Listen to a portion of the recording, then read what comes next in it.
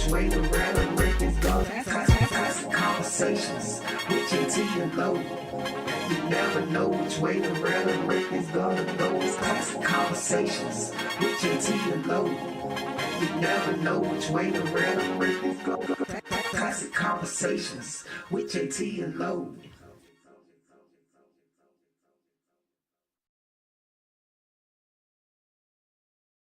Classic Conversations with Jae Tea and Lo. You never know which way to rap. Classic Conversations with Jae Tea and Lo.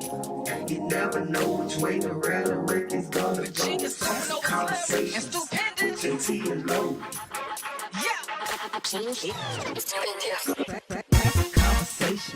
with Jae Tea and Lo. You never know which way the rhetoric is gonna go. Classic Conversations with Jae Tea and Lo. You never know which way the rhetoric. Classic Conversations with Jae Tea and Lo. You never know which way the rhetoric is gonna go. It's Classic Conversations with Jae Tea and Lo. You never know which way the rhetoric is gonna. Classic Conversations with Jae Tea and Lo. You never know which way the rhetoric is gonna go. It's Classic Conversations with Jae Tea and Lo. You never know which way the rhetoric is gonna go. Classic Conversations with Jae Tea and Lo.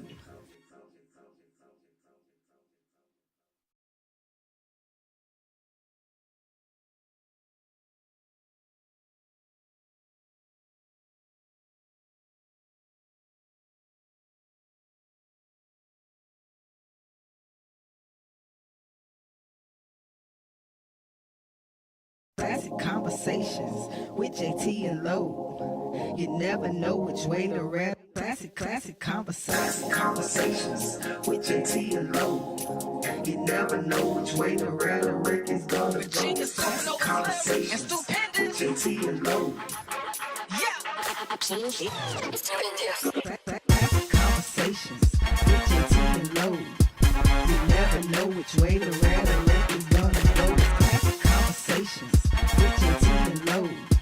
You never know which way the rhetoric. Classic Conversations with Jae Tea and Lo. You never know which way the rhetoric is gonna go. It's Classic Conversations with Jae Tea and Lo. You never know which way the rhetoric is gonna. Classic Conversations with Jae Tea and Lo. You never know which way the rhetoric is gonna go. It's Classic Conversations with Jae Tea and Lo. You never know which way the rhetoric is gonna go. Classic Conversations with Jae Tea and Lo.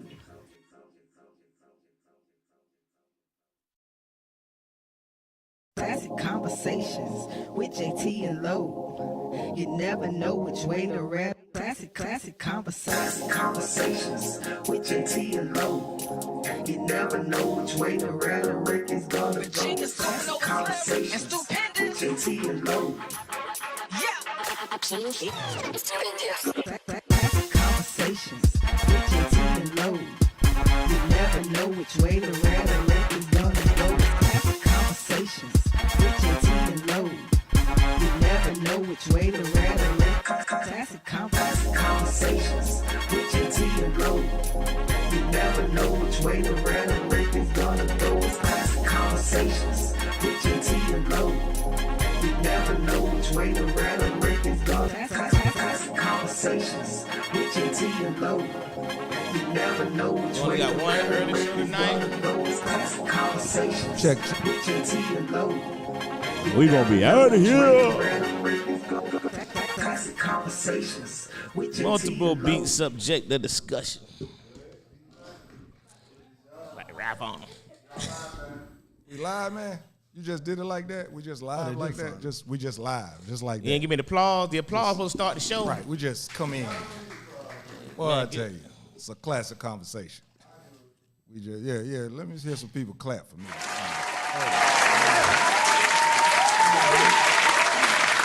Yeah, let me make my entrance. What's happening, people? Y'all know what it is. Y'all know what it is. It is 8:30ish.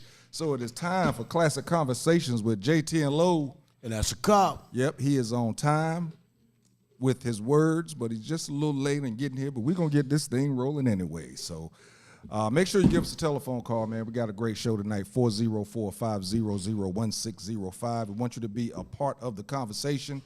I can't see it on my tablet. I must have some problems with my internet. I have to check on that. Yes, 404-500-1605. Make sure you give us a call, be a part of the conversation. Of course, you can't comment as much as you want, but we would rather have you give us a call so we can really hear the inflection in your voice. So we can really talk about what's going on tonight. We've got some great topics tonight. We're going to get into the whole Yeezy thing. We got to. Got to. I mean, I tried not to, but my folks told me. When they said it, I looked around. I said, yeah, we still got to talk about this nut brain. So we're going to get this thing started first. We're going to do what we do. Angelo, how was your week, bro? I had a great week, actually. I had to sit there and think about it, man. I had a great week. We had my man Bill Bellamy headline this weekend. And Bill Bellamy represented like he always does. Had 5 shows, 4 of them sellouts. The 5th one had a nice crowd. You know what I mean? So it was wonderful, man. But as I had to do the week before, with the good, sometimes comes the bad. Sunday morning, man, I was on the way to a flag football tournament, and I got a terrible phone call that another one of Uptown's finest, Uptown's own, Dirty South, seriously, passed away Sunday morning. So that was a body blow. You know what I mean? You had Nard a couple weeks ago, who was, not just a comedian here, but my friend, you know what I mean? Cat I talked to every day, hung out with me in the office all night. And then 2 weeks later, man, Dirty South. And if anybody know Dirty South, man, Dirty South is going to make her way to you regardless.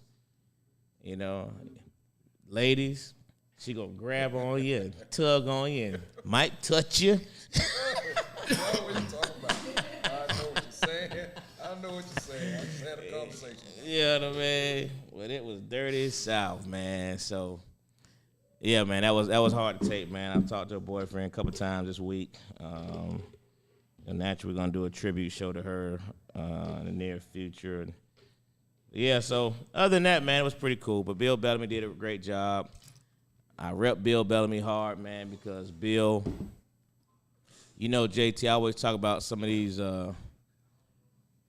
shucking and jiving comedians who talk pro-black, but they fake. Put it out there. You know what I mean? When it comes to supporting the black clubs, they don't do it. You got somebody like Bill Bellamy who said what he was gonna do and did it, man. And I applaud those type guys and comedians like that, man, who truly, ensure they get back to the black comedy clubs, because some of these guys, man, forget where they come from. Yo, for real, Bill Bellamy, man. Shout out to you, brother, because I've seen you at Uptown many times. And there's a couple of times I didn't get to see you when you was here. So I know for a fact that you really, you support the black comedy clubs.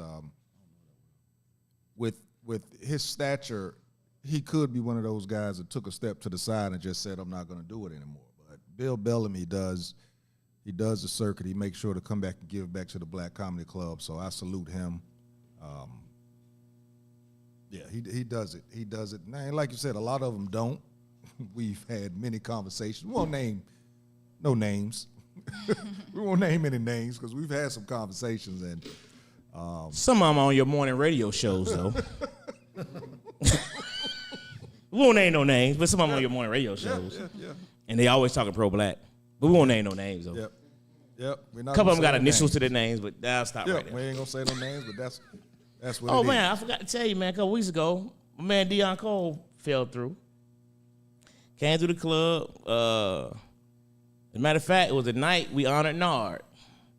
Deion Cole came through, man, and he called me. It was funny because he called me. An assistant called the club, right? And I happened to answer the phone. And she said, hey, I got a celebrity coming through. You want to see, what he got to do? I said, well, who's a celebrity? She said, well, I got Deion Cole with me. I said, Deion Cole?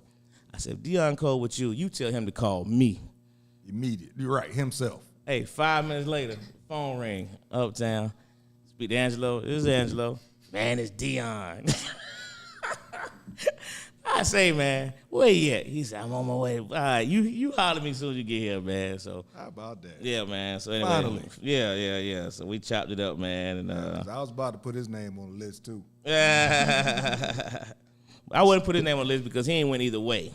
You know what I'm saying? He just ain't did it, period. I put him on the list when they go other places. I just know for a fact that there was a line of communication there. Yeah. And it hadn't happened yet, but now that it's happened, I'll Yeah. Now we exchanged 411. I got an eraser. I'll take his name off. Yeah. Hey man, I saw that you have another honor roll. Hey man, so this is the oldest. This is Aspen, man, and his kids are just that. Aspen, transferred to UGA, and Aspen's a kid that, him and Asa they don't know what a B is. They've never seen a B, and That's the way to be. so he went to college. He made not the dean's list, but the president's list at Kennesaw's first 2 years. Awesome. And then he transferred to UGA and ain't missed a beat. And so, yeah, he got a letter to be inducted to the International Honor Society. Not the national, but the International Honor Society. Yeah, man. Hey man, He's one of the top 15%, you know what I mean? Only the top 15%. I don't know where he falls at within that 15, but only the top 15% of the whole campus gets invited to the international. So he's the top 15% at UGA, man. So all I can do is just say, man, I'm so proud of that, man. man, I'm just glad I'm not a hater. Because if I was a hater, I got a lot to hate with this dude and his kids, man. I could really hate, I could make some lies up or anything, Nah, bro, for real. Salute, man, to you and the wife, man. Y'all great job with those guys, man. Great job. MJ, how was your week, brother? I had an excellent week. Just hanging with some partners came in town. Marine Corps birthday's coming up. Couple of them came into town. We're going to hang out, take on them deer hunting this weekend. Good time. I knew it was gonna be something had to do with some animals gonna come in somewhere. That man is really retired. I mean, really retired. What about yourself, brother? Oh yeah. Quiet. It was good. It was a quiet week. I actually Thought you had the host. Didn't you host? I did. I was gonna say I did get back to work this past weekend. I was a host of the Black I Am Awards. It was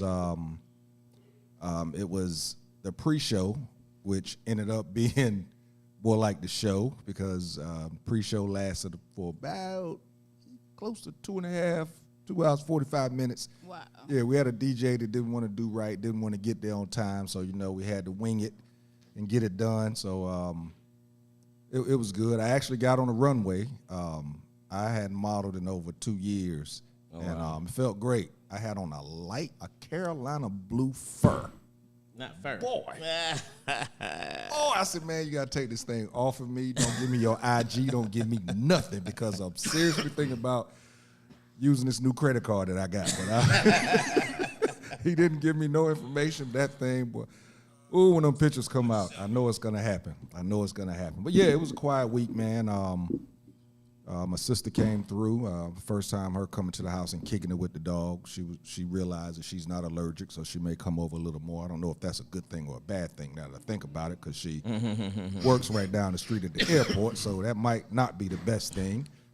Gonna have a drinking competition at my house this weekend. My goodness. sister and my best friend, Mr. Williams, James Williams, they're gonna have a drink off at my house. They spent 17 minutes and 37 seconds arguing back and forth about who can, I promise you, and I sat there and watched it, and they had already been drinking, So they were talking about who could drink the most. Hilarious. You know, my sister was talking about wine, you know, what we sipping on tonight. My boy said he's like Superman, but wine is his kryptonite. And she was talking about shots with beer and IPAs, and then they were talking about the alcohol content. They was Googling. It was hilarious. But yeah, they're supposed to be doing that at my house Friday night, so I'm gonna sit and watch it. Super funny. So yeah, that was my week, man. That was my week. So it was good and quiet. Trying to make sure nothing else crazy happened. Had a yard sale in the subdivision, which was pretty cool. Gave out candy last night. Thought we was going to scare the kids because we were sitting out there smoking cigars. I guess we was giving up smoke signals for the kids to come get candy.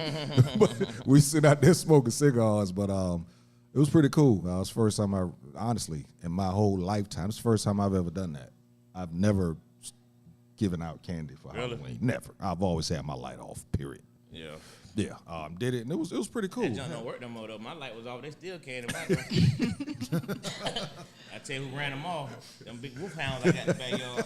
Them dogs started, I saw kids taking them back that Oh, yeah, we had so far out. we had ours in the house. We had the door open, storm door, but just them seeing him and hearing him bark, we just had to put him up. We couldn't, the kids wouldn't even come up, but it was cool. Had a good time, you know, meeting people in the neighborhood and stuff like that. So it was cool. It was cool. So yeah, the week was good. So listen, we got a special guest in here tonight. This woman here made my wife cry on my birthday. Real talk. I mean, boo-hooing on my birthday when she showed up. Dear to my heart, her and her husband, you know, they're real cool with a lot of people that I know. Everybody, a lot of people look up to them. I'm gonna let you go from there. And like I said, give them some. We're gonna get into the reason why you're really here. So go ahead and talk about yourself a little bit, Miss Adrian Price. Hey everybody, my name is Adrian Stearns Price.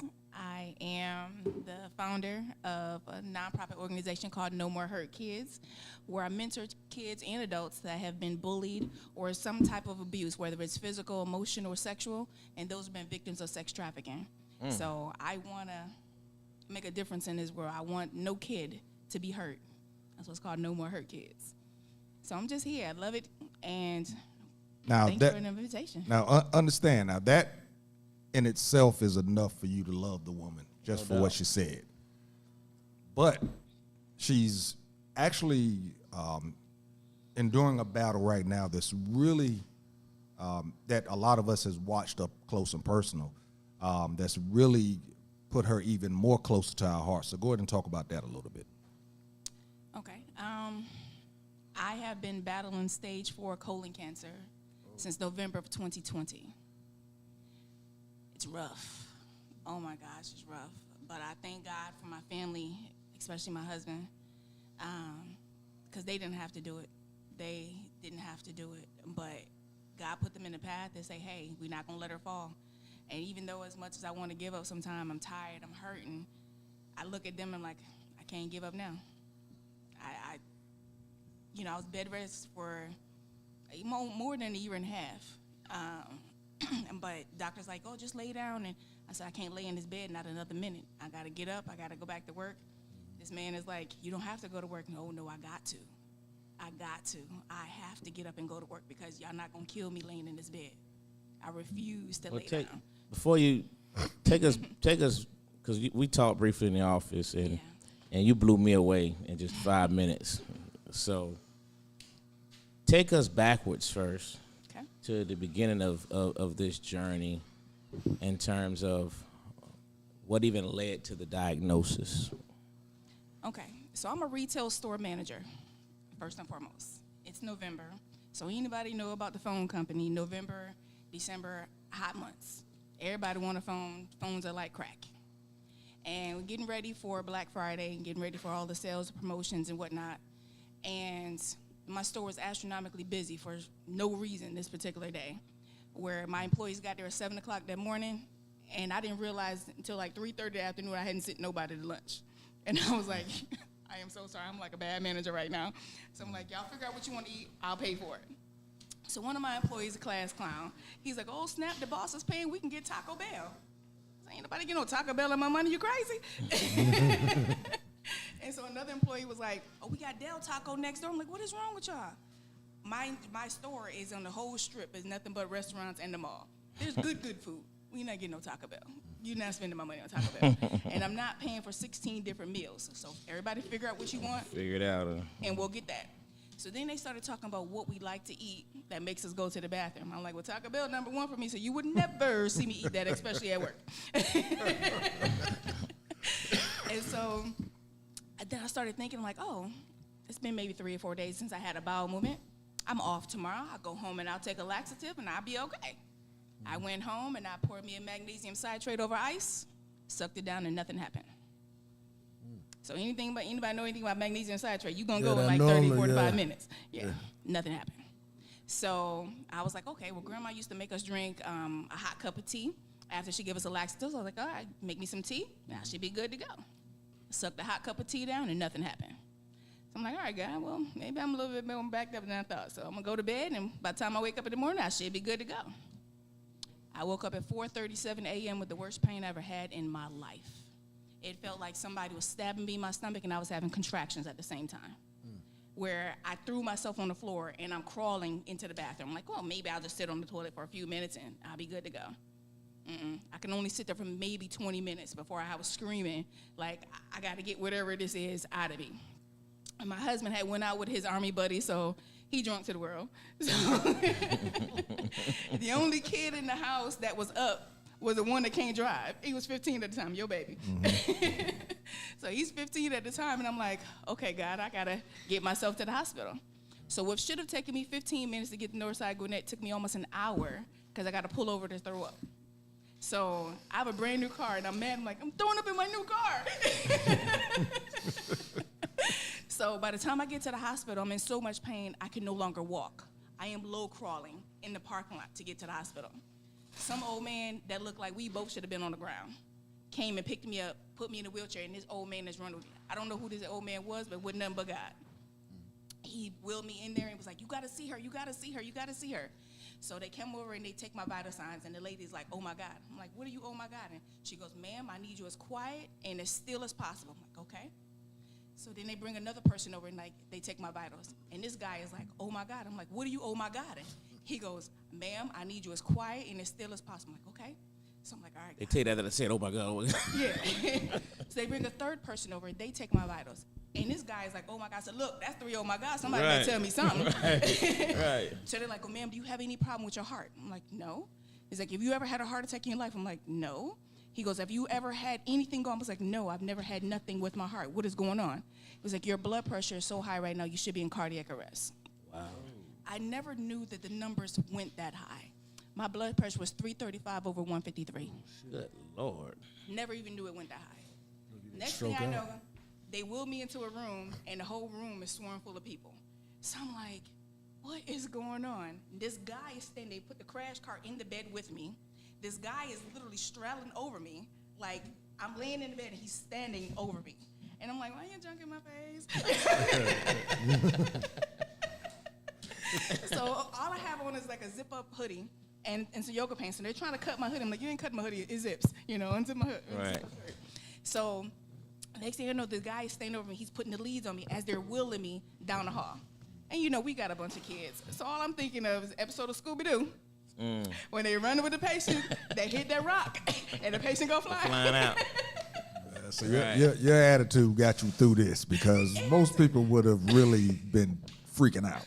I am, but But I know who you are, though. though. I know who you are anyway, so yeah. And laugh. real quick, all the guests, just so you know, I told her that we would not smoke cigars while she was here, and she told me we better do what we do while we're on this show. So please do not get mad at us because we smoke cigars. I'm mad. Somebody has Y'all cancer. shouldn't be smoking. Hey, man, she wouldn't let me not. I'm just telling you, she was like, she wasn't going to come if we were going to do it. So Do what you do. I'm still trying to what keep you it do. over here, as you noticed, though. But go ahead. Yeah. All right.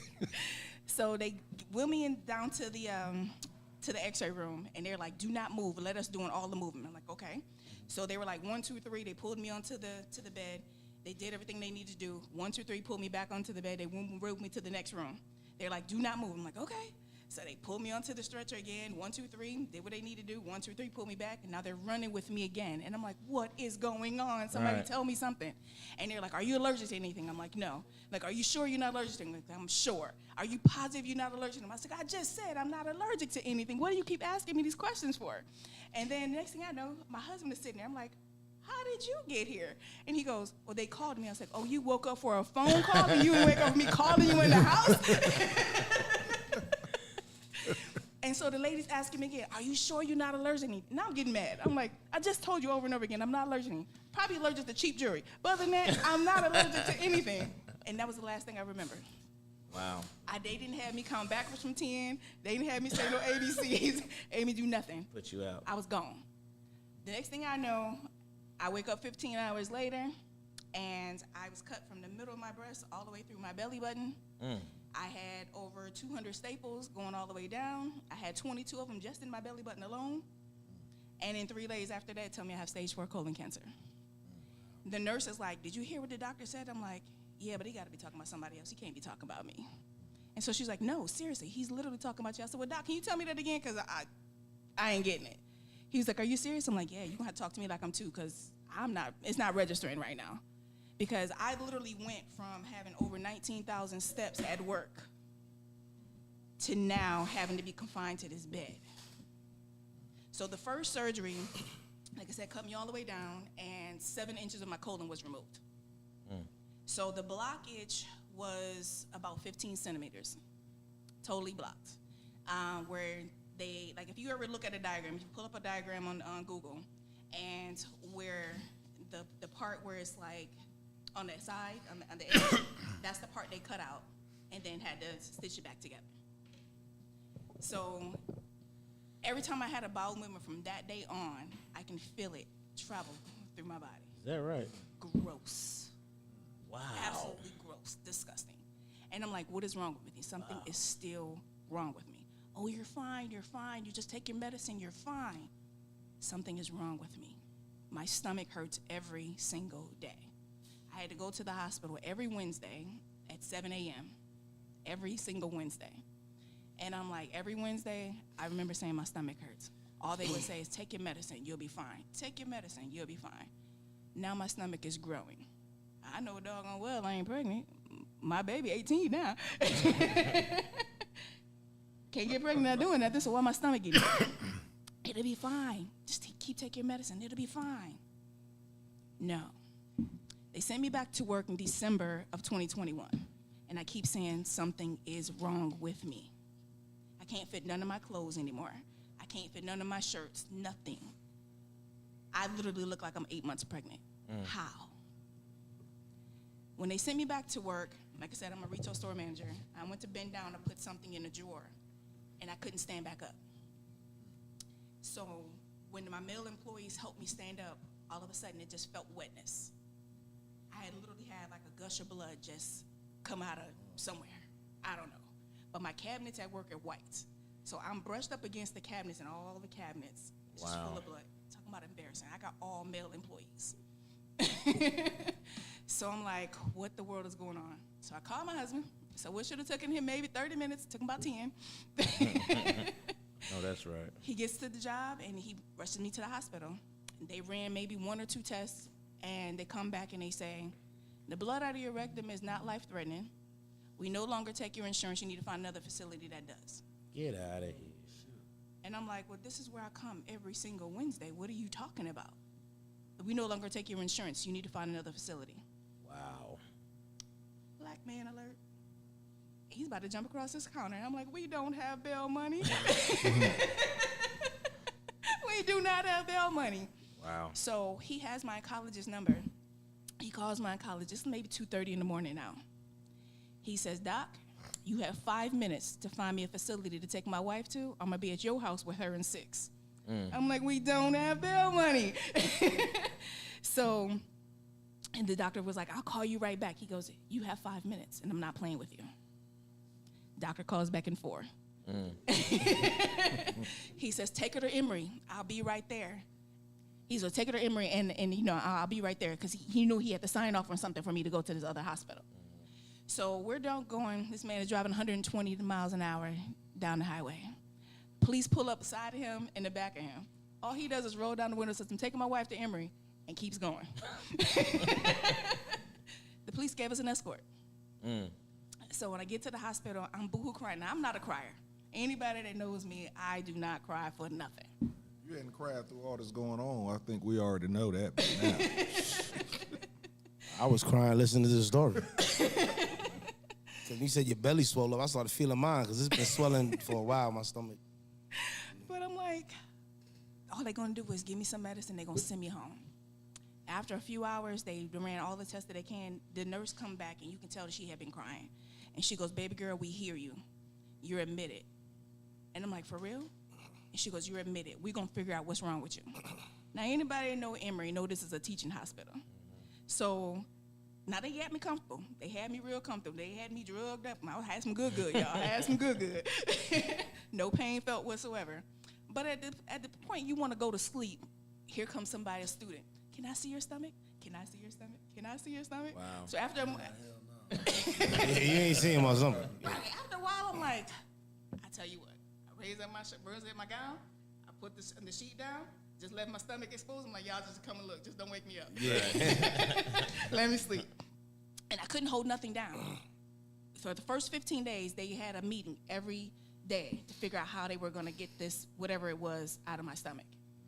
So the 14th day, Doc comes in, and he's the lead oncology surgeon for Emory. And he goes, tomorrow morning, 5:30 a.m., you're the first surgery. And I'm like, really? What are y'all going to do? He says, we have a team of doctors, 18 of them to be exact. And we're going to operate on you. I said, all of y'all at the same time? How are y'all going to fit in the room? He goes, don't worry about that. Let us do what we're going to do. But we're going to figure this out. I'm like, okay. I said, I just want to see it. This surgery was another 15 hours, y'all. So they cut me in the same spot again. And the tumor that they took out of me was 20 inches. Wow. This tumor covered my ovaries, my stomach, everything. So they ended up taking a portion of my stomach. They removed my ovaries, my gallbladder, appendix, and spleen. How did they not catch that before? Exactly. Yeah, Exactly. there got to be a lawsuit somewhere. I'm hoping.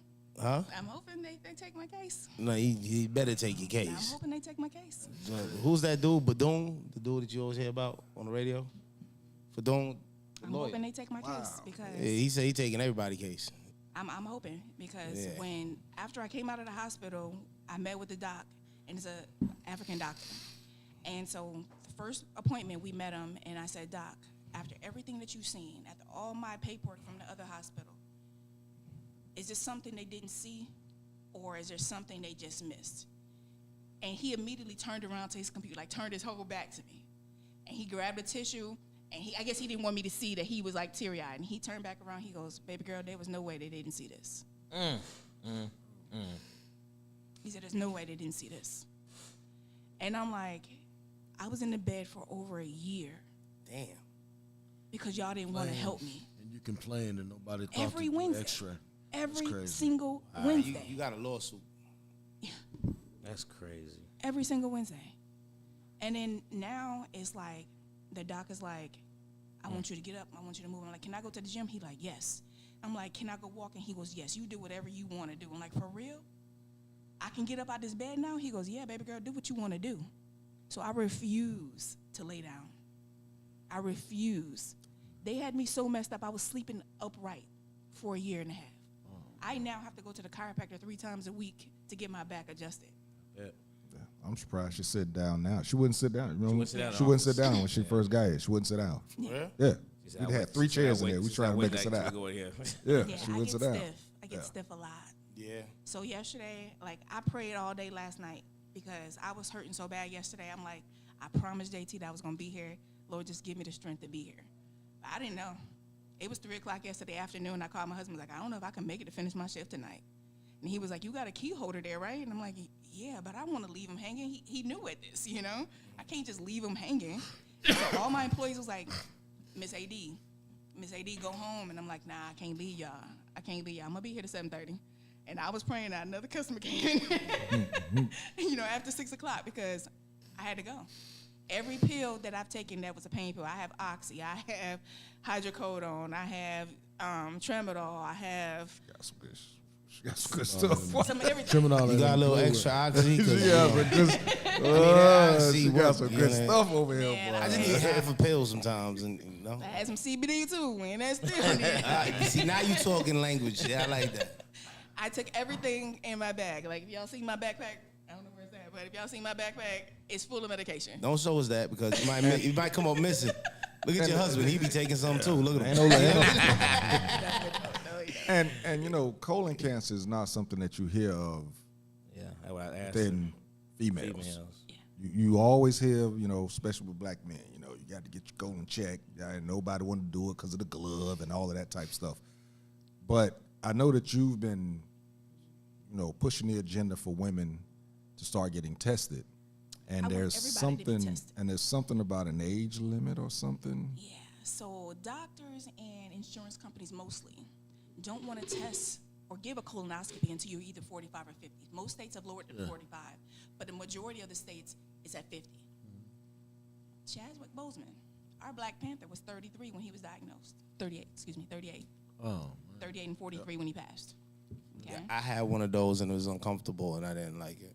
You should have been asleep. You shouldn't have felt it. Yeah, I felt too much. They did it twice. It was I You don't should know have what been was asleep. going on. It was, That's the best 15 minutes sleep you should ever have. yeah, I should have took some sleep.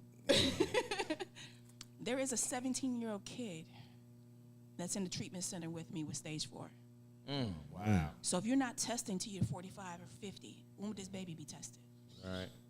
There's another young lady that she's 40, that she's in the treatment center with me. Her 15-year-old daughter is having signs. So if you're not testing to 45 or 50, when would these other people be tested? And colon cancer is not prominent in females, but I know a whole slew of females that are going through this right now. You know, I never thought that colon cancer would ever affect a female, let alone me, you know, but I've seen this all races. It's just not just black people. And there's an entire ethnic group, you know, on Facebook and everywhere. And that the majority of them are females that's on here. Majority of them are white women. So it's not just us. But what I've seen from just myself is that they don't think that we hurt. They don't think that we go through pain. They think that females are very strong, and I mean, yeah, we are, but dang on it, when I'm hurting. You know? You know? It's like, how much should we take? How much should we have to take? You know? And it's, to me, it's like there are millions of different forms of cancer. But you mostly hear about breast cancer or Hodgkin lymphoma. Right. You don't really hear about colon cancer. I remember when I applied for Social Security disability. The lady on the phone, and I wanted to reach to this phone like Ghost Dad, I promise you, y'all. She said, "Oh, you have stage 4 colon cancer? Well, that ain't the worst one." I said, "Well, dang." I said, "Stage 4, anything is bad, right?" She was like, "Well, that's not the worst one," and denied me 4 times. They denied me 4 times until I got the social worker at Emory to fill out the paperwork. Then I got approved. Like, why'd I got to go through all of that? Right. All right, this might sound dumb, but how you get colon cancer? Like, because the colon is the doodle track, right? Your intestines. Yeah. So how do you get that? Just from food we eating or? It can be. So I no longer eat any meat. Yeah, they said meat. Yeah, it's in You meat. know a lot about that stuff. Yeah. I would definitely say it's the food. Yeah. And if you think about it, it was first men, and then now you're talking about more women, and now you're talking about younger folk. It's like, for instance, diabetes is something that, you know, was for older folks. Now you have young folks that are getting diabetes. You know, it's just like, so a lot of this is definitely connected to the foods we're eating. You know, I like the idea of preventive medicine. Preventive medicine is, you know, in terms of the yoga, in terms of nutrition, in terms of, you know, exercise, basically taking care of ourselves. You know, another thing is, too, that cancer, our body is 80% water, you know, so the whole idea of alkaline and acidic, you know, cancer and things of that nature thrive in an acidic atmosphere. It's like if you have a puddle of water and it's just sitting there, it's going to get algae, it's going to get mosquitoes, it's going to get all types of stuff. But if the water is flowing and moving, that stuff is not going to be able to stagnate, you know? Yeah. Wow. Like, you know, so That the is idea a simple but great analogy to yeah. use. I know some good people. Yeah, so the crazy part about going through Mute his treatment- mic for a little Sean while knows. while we be just a little serious. We ain't gonna mute it. She laughing. If she laughing, we all can laugh. But You have Dwayne, to laugh to keep turn from hers crying. up though. You have to laugh to keep from crying. He was joking, Dwayne. you know? No, I asked. No, I we ain't refuse gonna to mute you. let Right? this I'm muting my mic. Yeah. Well, I want to make sure I everybody- refuse. I refuse but- to let this beat me. So I laugh So every where are day. you at now in the process? Because you say you I'm still going through treatment. okay. So my treatment lasts 3 days. I go to the clinic between 7 to 12 hours on a Thursday or Friday, and I come home with the bag for two more days.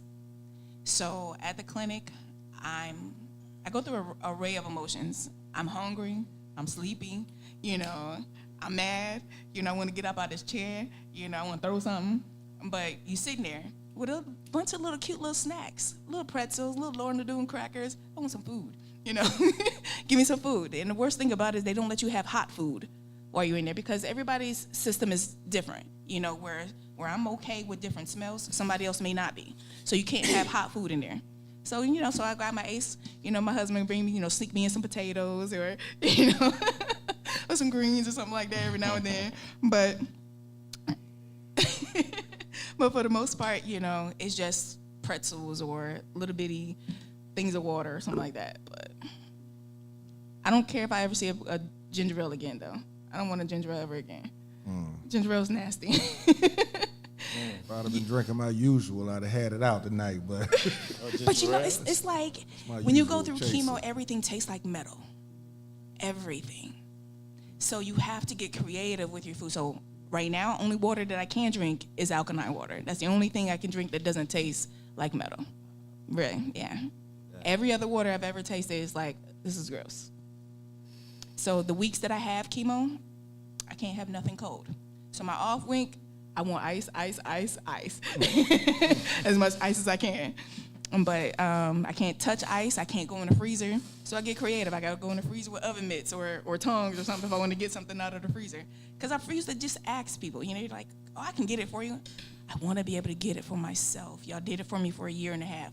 Let me do something for myself. And it's not that I want to be mean about it. It's just, you know, if I keep letting you do it, then when would I ever be do it if you're not around? So So what's your, I guess, path, you know, to, is it, you know, I don't know how the colon cancer works. Is it a difference between the healing versus any other cancer? I believe so. Going through chemo is, like I said, is rough. Everybody's chemo treatment is different. Everybody's medication is different. I'm in a whole group with other colon cancer fighters, and my medicine is totally different from theirs. So I'm like, I don't know why, but I know that the one I'm on is already enough, so I don't want some of the other stuff that they have. But I have 4 different medications that I take. So in the clinic itself, they give me 3, and I come home with the worst one at night. So that bag runs through me for the rest of the 3 days. So the first day, I'm okay. Like I said, I just want to sleep. The second day, I got some kind of energy. I go to work that day. And the third day, as the bag is almost emptying, I'm my sickest. The absolute sickest. It's like this. The more it runs and it gets towards the end, it feels like that's where all the junk is. And that's when I'm absolute sick. But once they take it off, I'm like, okay, I want to eat now. I want to eat something now. But I can't eat nothing at that last maybe 3 hours at that bag is run. I can't eat anything. Can't hold anything down. There's a lot of people that go through this regimen. Some people just take a pill. Some people have a whole week full of treatment. And I'm grateful that mine is just 3 days. When I did go to a luncheon with other colon cancer people, I thought that I was bad. I'm blessed because out of every single one of it was 12 of us. And out of every single one of them, I'm the only one that doesn't have a colostomy bag. So I'm grateful for that because I don't think anybody gonna want to change that. And I'm not to be mean or anything like that. I know that that's a lot of people's journey. I'm just grateful that that part is not mine. Right. So. You ever heard of Dr. Sebi? I do. Okay. Have you ever experimented with the diets that he? Oh, I'm doing that, boo. That's Oh, what's I'm up. doing that. Yeah. what's up. So my soursop, my moringa, elderberry, my sea moss, you name it, I'm doing it. There you go. I fuck with the moringa. Oh yeah, I put moringa, soursop, my burdock root. I drink that every morning, every morning. So I mean, Turmeric, all that stuff. turmeric, ginger, moringa, soursop powder. That goes on everything I eat. And I have the tea in the morning. I have the soursop leaves. My husband bought 10 leaves with the burdock root and mint and ginger, and I drink that couple of that every day. And then I take a tablespoon of sea moss and elderberry sea moss, and it's a lot. That sounds like what I was doing when COVID first came It's out. a lot, yeah. And I then I was take doing a that, shot yeah. of soursop bitters. Bitters, you got Yeah. I drank bitters. I did all that. I was so scared of COVID. I took prenatal vitamins because I figured if what like, if it could help two people, I figured it could help one. So my wife started, man. yeah, my wife was And like, with that, I think we have a caller. Right. Yeah. "Hi, y'all." I mean, what? And Caller, so how you long there? you been? How long you been on that diet? In terms of the Dr. Sebi diet? Wait, hold on, caller. Hold on. I want to say since December of 21. Since December September? 21, Okay. yeah. So, and how's that diet work for you? Right now, I just have a half a centimeter left to go. I just have a half a centimeter of the tumor left in me right now. Yeah, okay. So, come on. Compared to the chemotherapy, because to me, chemo is poisoning you. Yeah. It's actually worse than what you have. It's like going nuclear on it. Literally because it's radiation. Yeah. So I don't feel like that's a solution for us. You know what I'm saying, as a people, because the whole, in terms of the pharmaceutical companies, in terms of this whole Babylonian construct, is all about getting us sick and basically milking sickness, milking our suffering. In terms of every stage of this reality, is all about manipulation and deception, and once again, taking advantage of the people and the illness. I get that, but where I'm at right now, not saying where I started, not the hospital where I started, but right now, I don't have a lick of insurance. Not one, and they have not asked me for not one quarter. That's when you know they messed up. Yeah. No. I'm at the new hospital now. On the hospital, okay. They haven't asked me for nothing. You gotta be careful with that though, because you end up with a bill that's just astronomical. Sometimes God Well, I'm is down. God is good because you gotta do Look. what you gotta do. I'm just gonna say Jesus paid it all. Yeah. That's You said that's what you all. gonna tell them at the bill come? Yeah. I'm gonna Hold try on. that with my bill. Hold on. We got a caller. Caller, go ahead and state your name and give your question to whoever you. I'm thinking you're calling in for Miss Adrian. Well, you already know who I am. You could have introduced me. I didn't know if you were the one calling. I've been putting the phone number out all night. Hey, y'all, listen, man. Yeah, this is my better yeah. half, actually my better 3/4. This is Casper, a.k.a. Kaya. She is calling in. This is the one I told you that was crying at my birthday party when Adrian showed up. There you go. Is that good enough for you, baby? Oh, God. So, first I want to say, Adrian, I love you. I love you, girlfriend. I love you because of your strength, Do not make me cry. I got my lashes on. It don't make Oh, all your don't make her smile. You don't make her cry, Casper. Oh, my God. I mean, y'all, I haven't seen her in freaking years.